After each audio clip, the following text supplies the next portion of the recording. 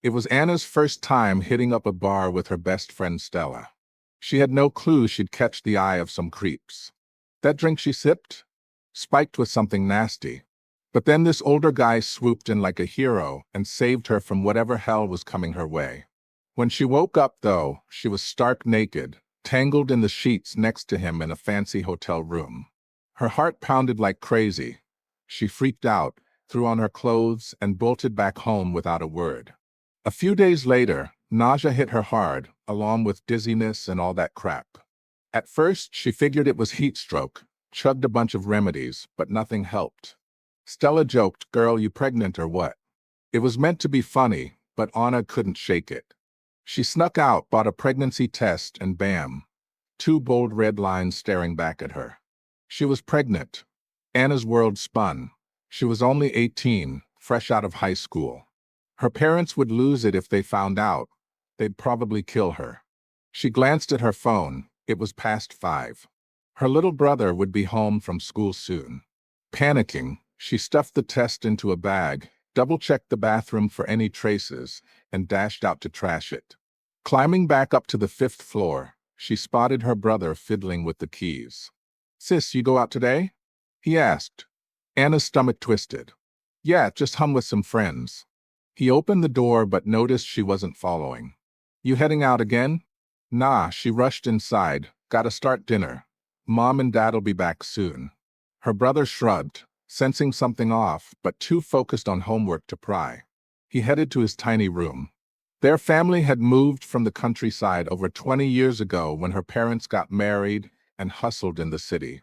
They started with grunt work, construction, hauling cement, crashing in basements. Over time, they bounced jobs until opening a small roasted chicken shop. Business was decent thanks to the flavor. When her little brother was born, they'd scraped enough to buy a cramped 500-square-foot apartment in the old district. Real estate in the city was insane. Even rundown spots cost a fortune. The place had one bedroom, a living room, bath, and kitchen. Tight as hell, but when her older brother started middle school, they converted the kitchen into a mini room for the boys. Anna, still no space of her own. Her folks set up a narrow 4-foot bed in the living room. That's where she crashed every night. By 7, her parents dragged in, washed up, and the family crammed around the tiny table for dinner. "Tomorrow, you start helping at the shop, delivering orders," her mom said. "Your dad landed a big hotel gig. You'll handle it." Anna looked up, whispering, "Can I wait a few days? Want to hang with classmates one last time." Her mom's face soured. "Hang out. Those kids got into college, they're bragging. You didn't even hit the undergrad line. Why embarrass yourself?" Anna's eyes stung with tears. But with the baby, delivering meant heavy lifting. This pregnancy was an accident. She couldn't raise a kid. No way she'd tell her parents. Heavy work might make it go away. She glanced at her flat belly, guilt twisting her gut. Sniffling, she choked out, "Fine, I'll go." Next morning, her dad shook her awake early. No breakfast. They headed straight to the shop. She slaved away hungry, prepping chickens till past 10. "All right, load the trike and deliver," her dad barked. Anna untied her apron, washed her hands, eyed her belly, still flat, but hunger gnawed, reminding her the baby was starving too. While her dad loaded buckets, she slipped to a nearby stall, scarfed 2 meat buns quick. Couldn't take them home. Last time, her mom reamed her for wasting money. Back at the shop, her dad eyed her, probably smelling the buns, but said nothing except be careful. Anna nodded, pedaling the trike loaded with 6 heavy buckets. The drop-off? A swanky hotel in the ritzy district, buzzing with sharp-dressed elites. She pulled up to the back kitchen entrance in her white tee, sun hat, and sleeves, feeling out of place. The kitchen manager raised a brow at the petite girl delivering. "Your folks too busy to send a kid?" Anna smiled sweetly. "Yeah, shop slammed. Don't worry, I'll haul it in." Each bucket weighed 60 to 70 pounds. She strained, feeling tugs in her belly.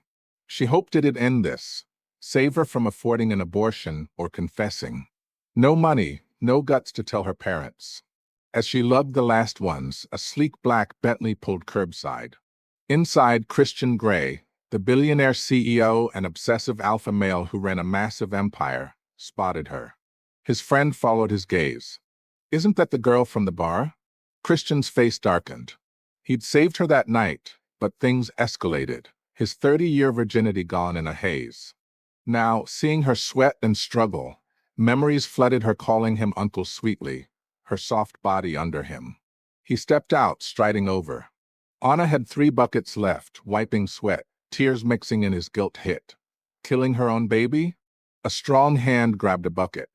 She looked up into those deep, familiar eyes. Uncle? Christian frowned at her red eyes. If it's too much, don't push.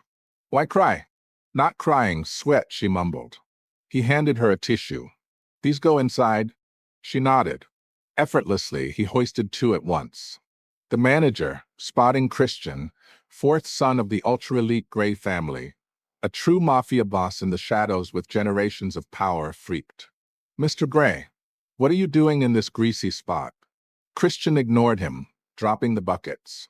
Settle up with her. The manager gawked at Anna. How did this chicken delivery girl know the possessive husband-type billionaire?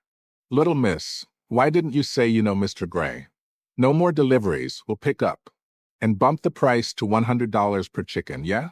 Anna's eyes widened. $1.40 more each? Jackpot for the shop. She bowed. Thank you so much. The manager paid cash, eyeing Christian warily. Anna pocketed over 10 grand, calculating skimsum for an abortion, but hospitals needed parental sign-off. Her gaze landed on Christian. He saved her. The baby was half his fault. Maybe he'd sign? Christian noticed her conflicted stare, softening. That night was my responsibility. I can compensate. Anna shook her head. No money. Can you help with something? The sun beat down. Too hot. Let's talk in the car. He yanked his friend from the passenger seat. Go ahead without me. His friend gaped. Christian, the dark romance king, celibate diamond bachelor, smitten? In the Bentley leather seats hugging them in luxury, Christian asked, how old are you? 19. Relief, he wasn't a criminal. Then uncle, I'm pregnant. His brow furrowed, classic gold digger line. How much? No money. You saved me. I don't want you responsible. But I'm fresh out of high school. Can't handle this alone. Surgery needs a guardian signature. Can you sign? Pregnant? He slid to the back seat, looming close. Anna scooted away, heart racing. I'm not threatening you. Sorry for the trouble. Just sign, my parents can't know. His eyes dropped to her belly. As the obsessive alpha male billionaire CEO, the idea of his heir stirred something primal. Flo, you want to abort my child? She's mine. Every breath she takes belongs to me. No one touches what's mine, not even fate. Anna blinked. You want the baby? Of course. I'm the father. But her age, her fear, he'd handle it. They drove to his private clinic, an elite spot for stars and tycoons. Christian owned it, naturally. The dean personally checked positive. Christian stared at the report, a rare smile creeping. His child. An heir to his empire. Anna whispered to the dean, how much for an abortion here? But Christian overheard, eyes flashing jealousy and possession. You're not touching my heir. He grabbed her wrist gently, leading her out. In the elevator, alone, tension crackled. You want him? He asked. Yes, but I can't raise him. Parents would kill me. I'll handle them. No, they can't know. Her fear softened him. Fine. Move out. I'll care for you. Back in the car, a Maybach now. His fleet included private jets and yachts, he pondered. This enemies to lovers twist? She'd be his little wife soon, in a marriage of convenience. Willing to keep him? Yes, baby's innocent. Good girl. I'll solve everything. She nodded, but inside, turmoil brewed. He drove her to fetch the trike, squatting awkwardly in the back, wind messing his perfect hair. Anna giggled inwardly. At the shop street, she stopped. Mr. Gray. He pulled her close. Contact me. Protect that baby. His touch lingered, dominant yet protective. Back at the shop, her mom demanded cash. Anna handed over, skimming per the old price, emergency fund. Her dad offered ice cream money. Mom snatched it. Lazy girl. Didn't even get into college. Works your duty. Anna's heart ached. She refused to unload more. Can't, too tired. Mom exploded lazy. You do less than anyone. Anna snapped back, I do everything. Clean, cook, laundry. Even exam eve. Slap. Mom's hand stung her cheek. Shut up. Girls are useless anyway. Dad sided with Mom, your brother's sensitive. Don't hurt him. Tears flowed. High abuse peaked. You hate me 'cause I'm a girl. Another slap threatened, but Anna ran, sobbing into traffic. Horns blared, a car barreled toward her. Death flashed, and the pain? But the baby. A strong body tackled her, Christian. He'd followed, possessive instinct kicking in. What the hell? You promised to protect our heir. Bruised but okay, he hugged her tight, walls closing in like a wall pin, breath hot. Mine to ruin or save. You're mine, baby girl. Touch her and die, even if it's you endangering yourself. He scooped her up, carrying her to his penthouse in a luxury New York tower. Views of the city skyline, Italian marble floors, Van Cleef chandeliers sparkling. Stay here. I'll care for you. Anna nodded, exhausted. He called a maid to change her into silk pajamas from Cartier's line, soft against her skin. She napped, waking to milk porridge he cooked, sweet, simple. You cook. Just this. High sweet moment, he lifted her barefoot to the table, arms possessive. No cold floors, bad for you. Blushing, she ate, his gaze intense, hinting at dominance. Post-meal, he suggested, live here. I'm no wolf, won't touch, unless you beg. But inside, jealousy brewed. Her family didn't deserve her. This forced marriage vibe grew. He'd make her his submissive little wife, pregnant with his heir, in a world of private jets to Italian villas, yachts in the Mediterranean. Punishment for running? Maybe red ropes later, tying her gently in the red room of his penthouse.